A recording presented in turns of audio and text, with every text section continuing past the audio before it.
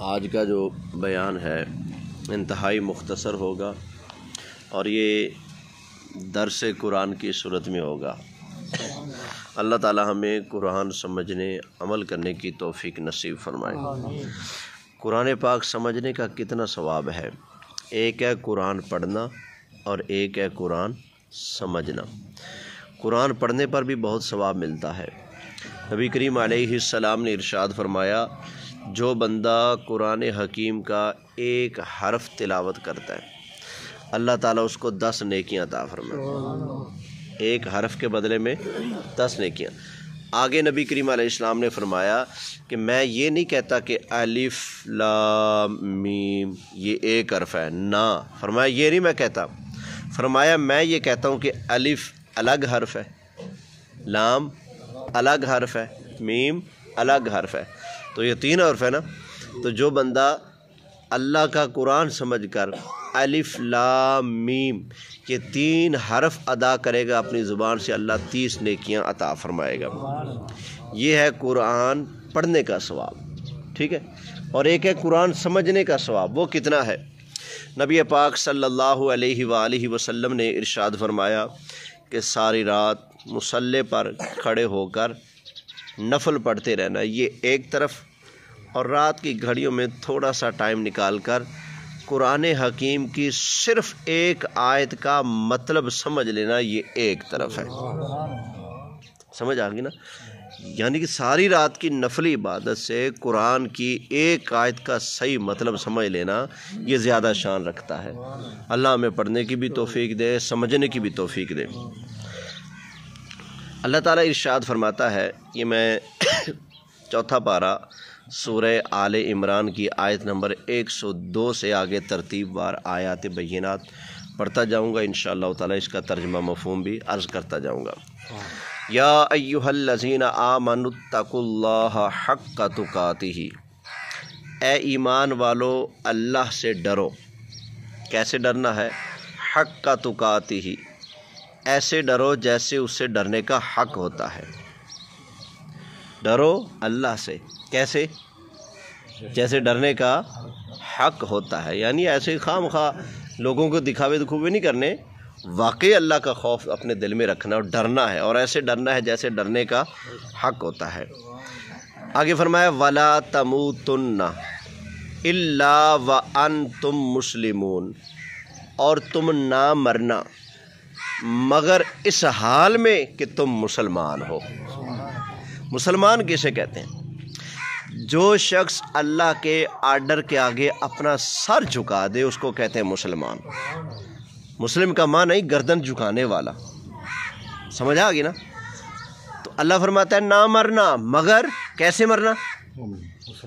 مسلمان ہو کر، اللہ کی بارگاہ کا باغی بن کر نہیں، اللہ کی بارگاہ کا غلام بن کر، فقیر بن کر مرنا۔ یعنی کہ موت کے وقت تک خوف خدا کا جو ایک پٹا ہے وہ ہمارے گلے میں ہونا چاہیے۔ ہمیں ہر وقت اللہ کی بارگاہ کی حاضری کا خوف رکھنا چاہیے۔ کوئی بندہ گھر سے نکلتا ہے رزق کمانے کے لیے تو یہ خوف رکھ کر نکلے کہ میں نے حرام نہیں کمانا، اگر حرام کمایا تو اللہ کی بارگاہ میں اس کا حساب دینا ہوگا۔ کوئی بندہ کسی بھی عہدے پر بیٹھا ہے تو کہیں سائن کرنے، کہیں سفارش کرنی ہے، کہیں رشوت تو نہیں لینے لگا۔ اگر وہ رشوت لے کر سائن کرتا ہے، رشوت لے کر اگلے کا کام کرتا ہے، حالانکہ وہ کام کرنا اس کی ڈیوٹی ہے، لیکن پھر بھی وہ اس کے پیسے لیتا ہے، رشوت لیتا ہے، تو اس کو سوچنا چاہیے کہ اللہ کی بارگاہ میں حاضر ہونا ہے۔ تو اللہ فرماتا ہے یا ایھا الذین آمنوا اتقوا اللہ حق تقاتہ، اے ایمان والو اللہ سے ڈرو اور ایسے ڈرو جیسے ڈرنے کا حق ہوتا ہے۔ کسی کے حق میں یا کسی کے خلاف گواہی دیتے وقت بھی اللہ سے ڈرو کہ جھوٹی گواہی تو نہیں دینے لگے۔ کورٹ کچہری میں آپ مقدمہ چلانے لگے کسی کے خلاف، جھوٹا مقدمہ ہے یا سچا ہے، آپ کا حق بنتا ہے اس پر یا نہیں بنتا؟ ہر معاملے میں اللہ کی بارگاہ کا خوف اور ڈر جو ہے اس کو، جو آگے بیٹھے ہوتے ہیں فیصلہ کرنے والے جج صاحبان، قرآن تو ان کے لیے بھی ہے، ان کو بھی چاہیے کہ وہ عدل اور انصاف کا خون تو نہیں کر رہے، قتل تو نہیں کر رہے، وہ اپنی کرسی کی ذمہ داری کو صحیح طرح نبھا رہے ہیں یا اپنی کرسی کو بیچ رہے ہیں۔ انصاف وہاں پر بک رہا ہے یا انصاف واقعی ایسے کیا جا رہا ہے انصاف، جیسے انصاف کرنے کا حق ہوتا ہے، تو بندے کو ہر معاملے میں، کیونکہ پہلے اللہ نے ڈرنے کا ذکر فرمایا، پھر فرمایا ایسے ڈرو جیسے ڈرنے کا حق ہوتا ہے، پھر اس کے بعد موت کا ذکر کیا۔ مطلب یہ کہ ساری زندگی میں موت تک بندے کو ہمیشہ اللہ کی بارگاہ کا خوف اور اللہ کی نافرمانی کے کاموں سے بچنا چاہیے اور اللہ کی بارگاہ کا خوف رکھنا چاہیے۔ اللہ ہمیں توفیق نصیب فرمائے۔ امیر المومنین حضرت سیدنا عمر رضی اللہ تعالی عنہ کے زمانے میں ایک واقعہ پیش آیا تھا۔ ایک نوجوان آپ کے پیچھے نماز پڑھنے آیا کرتا تھا اور اس کا بوڑھا والد تھا، باپ تھا، اس کی وہ خدمت بھی کیا کرتا تھا، بڑا خدمت گزار تھا نوجوان۔ ایک دن وہ نماز پڑھ کر عشاء کی حضرت عمر رضی اللہ تعالیٰ عنہ کے پیچھے اپنے گھر جا رہا تھا۔ راستے میں ایک خاتون کا گھر تھا، وہ آتے جاتے اس کو دیکھا کرتی تھی۔ اس نے ایک دن عشاء کے وقت جب دیکھا نا نماز پڑھ کے جا رہا ہے، اپنی طرف بلایا کہ تھوڑا سا کام ہے، ادھر آ کر میری مدد کر دو۔ وہ بندہ چلا گیا اس کے گھر، آگے گیا تو اس نے گناہ کی دعوت دی اس کو۔ وہ نوجوان راضی ہو گیا، اللہ کی نافرمانی کرنے لگا تھا کہ اچانک اس کے دل میں اللہ کا خوف پیدا ہوا اور ایک قرآن حکیم کی آیت اس کو یاد آ گئی، ان الذین اتقوا ربہم اذا مسہم طائف من الشیطان تذکروا فاذا ہم مبصرون۔ رب رحمان کے جو بندے ہیں نا، جب انہیں شیطان بھلا بھی دے، شیطان انہیں چمٹ بھی جائے، گناہ کی طرف لگا بھی دے، تو اللہ کا خوف آنے کے بعد، اللہ یاد آ جانے کے بعد وہ اس گناہ کے کام سے باز آ جاتے ہیں۔ فَإِذَا هُمْ مُبْصِرُونَ، وہ اپنی آنکھیں اس سے پھیر لیتے ہیں گناہ کے کام سے۔ تو جیسے یہ آیت اس کے دل میں آئی تو فوراً چیخ نکلی اور بے ہوش ہو گیا۔ اب کیا ہوا؟ اس عورت نے کسی طرح کھینچ درو کے اس کو گھر سے باہر نکال کے باہر پھینک دیا کہ اس کے اوپر قتل کا الزام نہ آ جائے۔ اب وہ والد بزرگ تھا، بوڑھا تھا، جب دیکھا کہ بیٹا نماز پڑھ کے آیا نہیں، کافی دیر ہوگی، وہ انتظار کرتے کرتے کرتے کرتے تھک گیا۔ بالآخر اس نے سوٹی پکڑی، عصا پکڑا، سہارا لیتا ہوا چلتا چلتا تلاش کرنے نکلا، اور بھی ایک دو بندوں کو ساتھ ملا لیا۔ تو کچرے کے ڈھیر کے پاس اس کو اس کا بیٹا ملا، بے ہوش۔ اٹھایا، پانی کے چھینٹے چھونٹے مارے، گھر لے گئے، ہوش آیا اور پوچھا بیٹا کیا ہوا؟ اس نے کہا ابا ایسے ایسے واقعہ ہوا میرے ساتھ، تو بس اچانک قرآن کی ایک آیت یاد آئی تو میں بے ہوش ہو گیا۔ کون سی آیت؟ اب اس نے دوبارہ وہ آیت پڑھی، اپنے والد کو سنائی۔ جیسے وہ آیت کریمہ کی تلاوت کی، دوبارہ پھر خوف خدا کا غلبہ طاری ہوا، وہیں پر اس کی وفات ہو گئی۔ راتوں رات انہوں نے غسل کفن دفن کا انتظام کر کے اس کو دفنا دیا، کیونکہ وہ دور صحابہ تھا، حضور علیہ السلام کی تعلیمات کو بہر صورت وہ قائم کیا کرتے تھے۔ آج کل تو نہیں نا بھائی، فوت ہو گیا بندہ تو ہم نے 15-20 گھنٹوں سے پہلے دفنانا ہی نہیں، اتنا دیر رکھتے ہیں۔ حالانکہ اللہ کے محبوب علیہ السلام کا فرمان ہے کہ جب کوئی فوت ہو جائے تو اس کے کفن دفن میں جلدی کرو۔ اس میں مسلمان کا پردہ ہے، خدا نہ خواستہ لاش کے ساتھ کوئی ایسا ویسا معاملہ پیش آ جائے، کوئی ایسی بیماری ہو یا اور بھی کوئی مسئلہ بن جائے، رنگ بدل جائے، تو لوگوں کی زبانیں نہیں رکتی۔ لوگ تو آج کل مرے ہوئے کی چگلی کرنے سے باز ہے، نہیں آتے۔ وہ کہتے ہیں رٹھائی منہ بڑا پیائی، رٹھائی رنگ اڑا پی، رٹھائی ہویا پیائی۔ لوگ باتیں کرنے سے باز ہے، نہیں آتے۔ اللہ کے محبوب علیہ السلام اپنی نگاہ نبوت سے بعد میں آنے والے لوگوں کے حالات بھی دیکھ رہے تھے نا، کیسا بھی ہوگا، تو فرمایا کہ جب کوئی مسلمان فوت ہو جائے تو اس کے کفن دفن میں کیا کرو؟ جلدی کرو۔ تو انہوں نے راتوں رات دفن کر دیا۔ صبح فجر کی نماز حضرت عمر رضی اللہ تعالی عنہ نے پڑھائی۔ صحابہ کرام جو اس علاقے سے آتے تھے نماز پڑھنے، انہوں نے بھی نماز پڑھی۔ تو نماز کے بعد جب بیٹھے تو انہوں نے کہا یا امیر المومنین، رات ایک سچا خوف خدا رکھنے والا نوجوان ہم نے دیکھا، لیکن وہ اللہ کو پیارا ہو گیا۔ کون نوجوان؟ کیا واقعہ؟ سارا قصہ حضرت عمر رضی اللہ تعالی عنہ کو سنایا گیا۔ حضرت عمر رضی اللہ تعالی عنہ نے ارشاد فرمایا اچھا ہاں وہ تو بھائی بڑا نیک اچھا نوجوان تھا، ملتا تھا، نماز پڑھنے آتا تھا، چلو ایسا کرو اس کی قبر کے اوپر چلتے ہیں۔ حضرت عمر نے دیگر حضور کے صحابہ کو لیا اور اس نوجوان کی قبر پر پہنچ گئے۔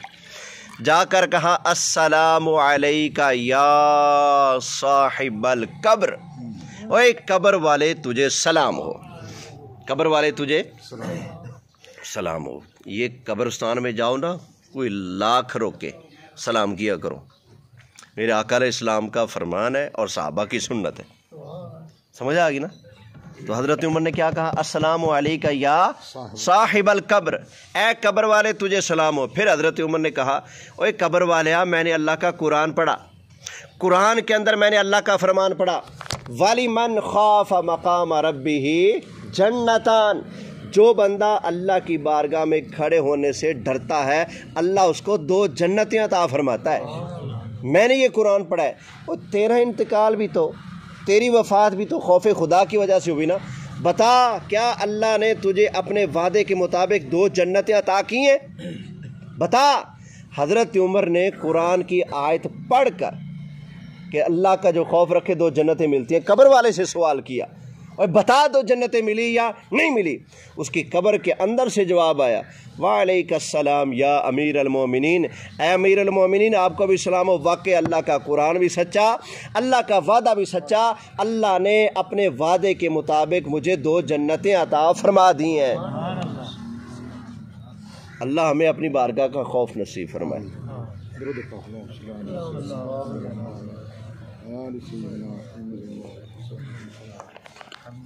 تو جو اللہ کی بارگاہ کا خوف رکھتا ہے اللہ اس کو کتنی جنتیں دیتا ہے؟ 2 جنتیں۔ تو خیر آگے فرمایا وَاعْتَصِمُوا بِحَبْلِ اللَّهِ جَمِيعًا وَلَا تَفَرَّقُوا،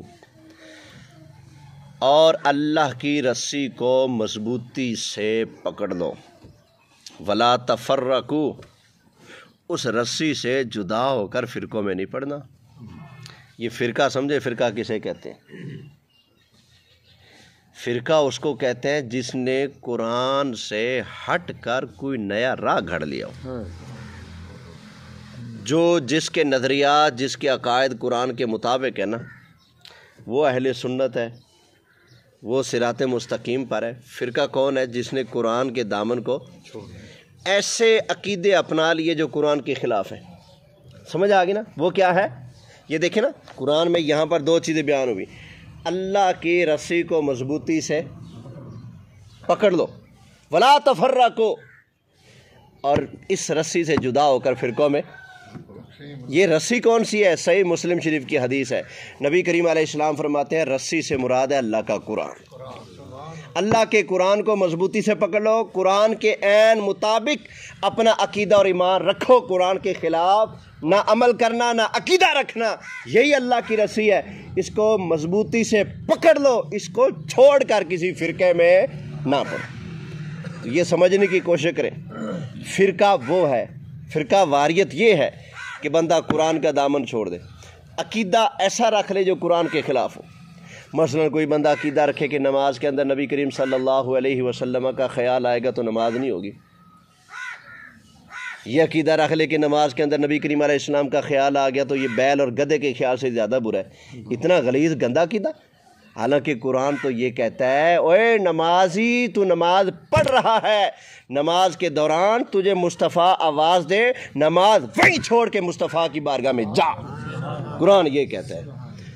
بندہ روتا پھرے خیالوں کو، اور قرآن کہے کہ نماز کے اندر بھی مصطفیٰ کا حکم ماننا فرض ہے۔ اس آیت کی تفسیر میں اپنی طرف سے بیان نہیں کرتا، اللہ فرماتا ہے یا ایھا الذین آمنوا استجیبوا للہ وللرسول اذا دعاکم، او ایمان والو جب تمہیں اللہ اور اس کا رسول بلائے تو فوراً حاضر ہو جاؤ۔ اب اس کی تفسیر صحیح بخاری کے اندر حدیث موجود ہے، سرکار کے صحابی حضرت سعید بن معلہ نماز پڑھ رہے تھے، سرکار نے فرمایا سعید ہماری بات سنو، نماز پڑھتے رہے۔ سوچا کہ سرکار نے بلایا ہے لیکن عبادت خدا کی ہے، خدا کا نمبر پہلا ہے، تو نماز پڑھتے رہے، لیکن حضور کا خیال کرتے ہوئے نماز میں سپیڈ تھوڑی بڑھا دی، جلدی جلدی نماز پڑھی، سرکار کی بارگاہ میں گئے، فرمایا میں نے کب کا بلایا ہے اور آپ اب آ رہے ہو، وجہ کیا ہے؟ عرض کی آقا میں نماز پڑھ رہا تھا۔ اب یہ الفاظ بخاری شریف کے اندر موجود ہیں، نبی کریم علیہ السلام نے فرمایا الا تقرأ القرآن، اوے میرے صحابی تو نے قرآن نہیں پڑھا؟ آقا آپ ارشاد فرما دیں. فرمایا قرآن میں رب فرماتا ہے یا ایھا الذین آمنوا استجیبوا للہ وللرسول اذا دعاکم. اوے جب تمہیں اللہ کا محبوب بلائے جو بھی کام کر رہے ہو چھوڑ کر فوراً جاؤ. سرکار نے فرمایا قرآن تو یہ کہتے ہیں اور تو نماز میں کھڑا رہا. تو یہ دیکھیں سرکار کی حدیث اور قرآن یہ کہتے ہیں نماز ہے اللہ کی عبادت. مصطفیٰ کا کہاں ماننا بھی اللہ کی عبادت. ایک طرف نماز ہو اور ایک طرف حضور کا کہاں ماننا ہو. ایک طرف نماز والی عبادت ہو اور ایک طرف اطاعت رسول والی عبادت ہو. تو نماز والی عبادت کو وہیں روک دینا ہے, رسول اللہ کی اطاعت کے لیے پہلے دوڑنا ہے. جب دوڑے گا نمازی نماز کے اندر تو خیال آئے گا کہ نہیں آئے گا. تو یہ ہے فرقہ بازی کہ بندہ ایسا نظریہ اپنا لے جو صراحتاً اللہ کے قرآن کے خلاف ہو, پھر ساری زندگی اس غلیظ عقیدے کے اوپر ڈٹا رہے اور اس پر مناظرے کرتا رہے, کتابیں لکھتا رہے. یہ ہے فرقہ بازی, قرآن کے خلاف عقیدہ اپنانا. تو اللہ فرماتا ہے وَاعْتَصِمُوا بِحَبْلِ اللَّهِ جَمِيعًا, اللہ کے قرآن کو, اللہ کی رسی کو مضبوطی سے پکڑ لو. وَلَا تَفَرَّقُوا, قرآن کو چھوڑ کر کسی اور فرقے میں نہیں پڑھنا. آگے فرمایا وَاذْكُرُوا نِعْمَتَ اللَّهِ عَلَيْكُمْ إِذْ كُنْتُمْ أَعْدَاءً. بتا دیجیے گا ٹائم تمہیں کافی ہو رہا ہے. اللہ کی نعمتوں کو یاد کرو, اللہ کی نعمت کو یاد کرو. کون سی نعمت؟ یہ نعمت یاد کرائی جا رہی ہے عرب والوں کو. میرے آقا صلی اللہ علیہ وسلم کی تشریف آوری سے پہلے عرب والوں کا یہ حال تھا کہ جب لڑتے تھے تو کئی سال ان کی جنگیں چلتی رہتی تھیں. پورے قبیلے کے 100 بندے مارے جاتے, ادھر سے اتنے مارے گئے. ہمارے علاقے میں خدا نہ خواستہ دشمنی ہو کسی کی اور آپس میں 8-10 بندے مارے جائیں تو لوگ نسلوں تک یاد رکھتے ہیں. تو جن کے 100 مارے جاتے تھے جنگوں میں, تو آپ اندازہ کریں وہ کتنی ظالمانہ دشمنیاں آپس میں ایک دوسرے سے رکھا کرتے تھے. تو اللہ فرماتا ہے یاد کرو نا, تم آپس میں کیا تھے؟ دشمن تھے, لڑتے تھے, جھگڑتے تھے, تمہارے فساد ختم نہیں ہوتے تھے. تو فرمایا وَاذْكُرُوا نِعْمَتَ اللَّهِ عَلَيْكُمْ, اللہ کی اس نعمت کو یاد کرو جو اللہ نے تمہارے اوپر کی ہے. اِذْ كُنْتُمْ أَعْدَاءً, جب تم آپس میں دشمن تھے. اب کیا ہوا؟ فرمایا فَأَلَّفَ بَيْنَ قُلُوبِكُمْ, اللہ نے مصطفیٰ کریم علیہ السلام کو بھیج کر تمہارے دلوں میں الفت پیدا کر دی ہے, تمہارے دلوں میں محبت پیدا کر دی ہے. فَأَصْبَحْتُمْ بِنِعْمَتِهِ إِخْوَانًا, اب تم اللہ کی نعمت سے جو پہلے دشمن تھے اب آپس میں بھائی بن چکے ہو. فَأَصْبَحْتُمْ بِنِعْمَتِهِ إِخْوَانًا, اب تم اللہ کی نعمت سے بھائی بن چکے ہو. اور کیسے میرے آقا صلی اللہ علیہ وسلم نے اپنے غلاموں پر رنگ چڑھایا, وہ آپ سنتے رہتے ہیں نا. آقا علیہ السلام جب ہجرت کر کے مدینہ تشریف لائے, ادھر مہاجرین تھے جو مکہ میں اپنا گھر, کاروبار, رشتہ دار سب کو چھوڑ کر خالی ہاتھ مدینہ پہنچے. تو سرکار نے مدینی صحابہ کو بھی لیا اور مہاجر صحابہ کو بھی لیا. فرمایا ایک مہاجر کھڑا ہو جائے, جی آقا. ایک انصاری کھڑا ہو جائے, جی آقا. فرمایا تم دونوں بھائیو. ایک کر کے سرکار نے سارے مہاجر اور مدنی صحابہ کو آپس میں بھائی بنا دیا تھا. تو اللہ فرماتا ہے اللہ کے اس احسان کو یاد کرو. تم دشمن تھے, اللہ نے مصطفیٰ کو بھیجا, مصطفیٰ نے تمہیں بھائی بنا دیا ہے. فَأَصْبَحْتُمْ بِنِعْمَتِهِ إِخْوَانًا, بس تم اللہ کی نعمت سے, اللہ کے فضل سے کیا بن گئے ہو؟ بھائی بن گئے ہو. كَذَلِكَ يُبَيِّنُ اللَّهُ لَكُمْ آيَاتِهِ لَعَلَّكُمْ تَهْتَدُونَ. آگے فرمایا وَكُنْتُمْ عَلَى شَفَا حُفْرَةٍ مِّنَ النَّارِ, تم تو جہنم کے کنارے پر کھڑے تھے. کہاں پر کھڑے تھے؟ جہنم کے کنارے پر. تو کیا ہوا؟ فَأَنْقَذَكُم مِّنْهَا, اللہ نے محبوب کو بھیج کر تمہیں جہنم سے بچا لیا ہے. سبحان اللہ.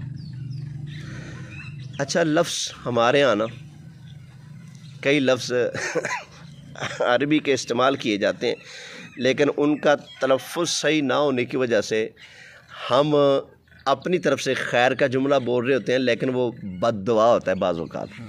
مثلا کوئی بیمار ہو, ہم پوچھنے جاتے تو کیا کہتے ہیں؟ اللہ تجھے کیا دے؟ صحت کے علاوہ ایک اور لفظ اب یہ دے, شفا یا شفا بولے ذرا, جس کو جو آتے ہیں کہ مرتبہ بولنے صحیح. شفا عام طور پر شفا بولتے ہیں, ہے تو شفا بول دیتے ہیں. اللہ شفا دے, میں نے خود کئی مرتبہ سنے اللہ شفا دے. شفا کا مطلب ہے جہنم. یہ اللہ فرماتا ہے وَكُنْتُمْ عَلَىٰ شَفَا حُفْرَةٍ مِّنَ النَّارِ، اوے تم جہنم کے کنارے پر تھے، اللہ نے محبوب کو بھیج کر تمہیں بچا لیا۔ تو یہ نہیں کہنا کہ اللہ تجھے شفا دے، یا لفظ سیدھا کر لے یا پھر دوسرا اللہ تک اسے دے، ٹھیک ہے، دوسرے لفظ بولنے، یا پھر یہ لفظ سیدھا بولنا ہے شفا۔ کیا بولنا ہے؟ وَنُنَزِّلُ مِنَ الْقُرْآنِ مَا هُوَ شِفَاءٌ وَرَحْمَةٌ لِّلْمُؤْمِنِينَ۔ شہد کے بارے میں فرمایا وَشِفَاءٌ لِّلنَّاسِ، اس میں لوگوں کے لیے کیا ہے؟ شفا، شفا صحت، اور شفا جہنم۔ تو اللہ تجھے شفا دے، یہ کہہ کر کسی کو بد دعا نہیں دینی، کیا کہنا ہے؟ اللہ تجھے شفا عطا فرمائے، صحت عطا فرمائے، خیر فرمایا۔ اللہ اکبر۔ کذالک یبین اللہ لکم آیاتہ لعلکم تہتدون، اللہ تم سے ایسے ہی اپنی آیتیں بیان کرتا ہے تاکہ تم سیدھا راہ پاؤ، ہدایت پاؤ۔ میرا خیال ہے اتنا درس کافی ہے، اللہ اپنی بارگاہ میں قبول فرمائے، آمین آمین بجاہ النبی الامین صلی اللہ علیہ وسلم۔